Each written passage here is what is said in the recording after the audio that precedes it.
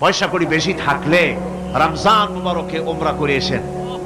রাসূল করিম সাল্লাল্লাহু আলাইহি ওয়াসাল্লাম বলেছেন, যে ব্যক্তি রমজান মুবারকে উমরা করলো সেজন্য আমার সাথে হজ আদায় করলো। কেন বলছি? এই জন্য বললাম, আল্লাহ পাক আমাকে কয়েকবার নসিব করেছেন। সেখানে যখন রমজান মুবারকে যখন তেলাওয়াত হতে থাকে তারাবিহের ভেতরে, মনে হচ্ছে যেন আকাশ থেকে ওহী নাজিল হতেছে। মানুষের চোখের পানি, নাকের পানি একাকার হয়ে যায় হারাম শরীফের ভিতরে।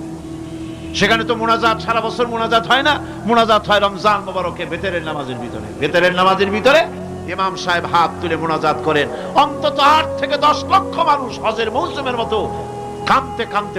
আর এই নামাজের আগে সম্ভব হলে কাবা ঘরের যে চৌকাট মুলতাজাম বলে, ওইটা ধরে আপনি আল্লাহর কাছে দোয়া করবেন। এরপরে 2 রাকাত নামাজ পড়লেন, পড়া শেষ, জমজমের পানি পান করে আপনি সাফা মারওয়া সাই করবেন। প্রথমে সাফা পাহাড়ে যাবেন এবং পড়বেন যে ইন্নাস সাফা ওয়াল মারওয়াতা মিন শাআইরিল্লাহ ফামান হাজ্জাল বাইতা ওয়া তামারা ফালা জুনাহা আলাইহি আন ইয়াতাওয়াফা বিহিমা।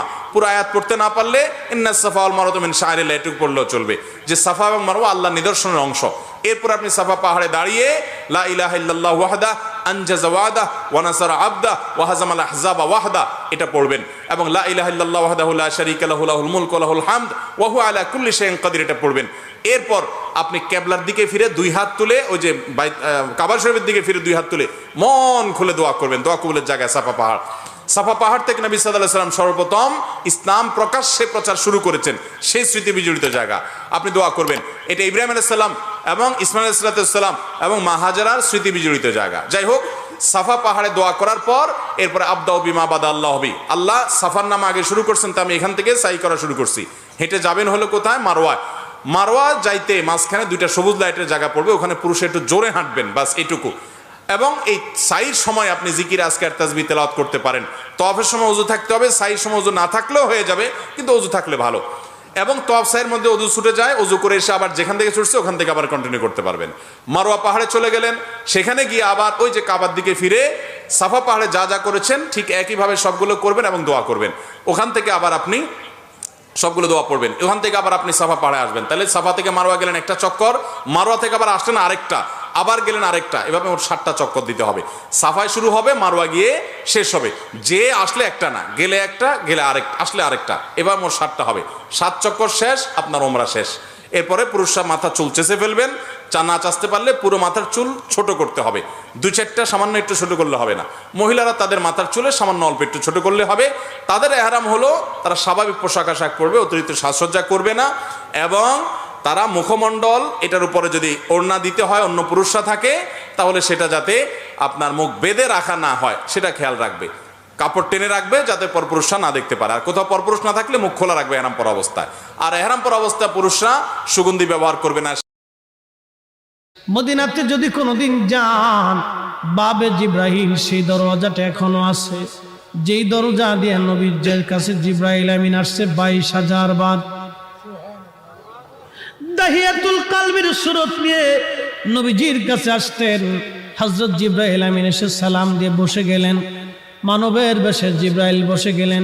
ইয়া রাসূলুল্লাহ, আল্লাহ পাঠিয়ে দিয়েছেন, আল্লাহ সবই জানেন, ভিতরে বাহিরে প্রকাশ্য প্রকাশ্য আগে পরে, আপনার অন্তর ভিতর বাহিরে সব আল্লাহ জানেন। তারপরও আল্লাহ আমাকে পাঠিয়েছেন আপনার কুশল জানার জন্যে। হুজুর গো, আপনি কেমন আছেন দয়া করে বলবেন দি। আল্লাহ নবী ডাক দিলেন, জিব্রাইল হে, আমি অসুস্থ আছি, আমার কাছে ভালো লাগে না। আল্লাহর জিব্রাইল চলে গেলেন। পরের দিন আবার এসে সালাম দিলেন, জিজ্ঞেস করলেন, ইয়া রাসূলুল্লাহ আপনি কেমন আছেন? জিব্রাইলকে নবীজি বলেন, জিব্রাইল রে, আমি তেমন ভালো নাই, শরীর অসুস্থ, আমার ভালো লাগে না, অসুস্থতা আরও বেড়ে গেছে। তৃতীয় দিন জিব্রাইল আমিন আবার আসছে, হুজুর আপনি কেমন আছেন? আল্লাহ জানতে চেয়েছে আপনি কেমন আছেন। জিব্রাইলকে নবী বললেন, আল্লাহকে বলো আমার শরীর ভালো না, আরো অবনতি হয়েছে। চতুর্থ দিন জিব্রাইল একা আসলেন না, মালাকুল মউত আজরাইল আলাইহিস সালামকে নিয়ে আসলেন। আসার পরে দুইজনে সালাম দিয়ে ভিতরে ঢুকলেন। আল্লাহর নবী বললেন, ভাই জিব্রাইল। উনি কে? বলে আজরাইল। আজরাইল সালাম দিলেন, ইয়া রাসূলুল্লাহ, আল্লাহ আপনার খেদমতে আমাকে পাঠিয়েছেন। হুজুর, আল্লাহ আমার উপরে ফরমান চালু করেছেন, আমার উপরে রুলস আল্লাহ জারি করে দিয়েছেন আপনাকে সম্মানের সাথে নিয়ে যাওয়ার জন্যে। ইয়া রাসূলুল্লাহ ইয়া হাবিবাল্লাহ, তবে আল্লাহ পাক এটাও বলে দিয়েছেন আপনি অনুমতি দিলে আপনার জান আমি কবজ করব, অনুমতি না দিলে আমি আজরাইল ফিরে চলে যাব। আপনার যতদিন মন চায় ততদিন আপনি দুনিয়ার মধ্যে আপনি উম্মতের মাঝে আপনি থাকবেন। একবার আওয়াজ তুলে বলা যাবে কি আল্লাহু আকবার। একটু বুঝেন তো, আজরাইল নবীর দরবারে বললেন হুজুর আপনি অনুমতি দিলে আমি জান কবজ করব, অনুমতি যদি না দেন আমি ফিরে চলে যাব। আপনার যতদিন মন চায় আপনি ততদিন বেঁচে থাকবেন। মুসা আলাইহিস সালামের কাছে আজরাইল আসছে, ও মুসা আপনাকে নেওয়ার জন্য আসছি চলেন। মুসা আলাইহিস সালাম একটা ঘুষি মেরে দিয়েছে আজরাইল আলাইহিস সালামের চোখ বরাবর। ধর!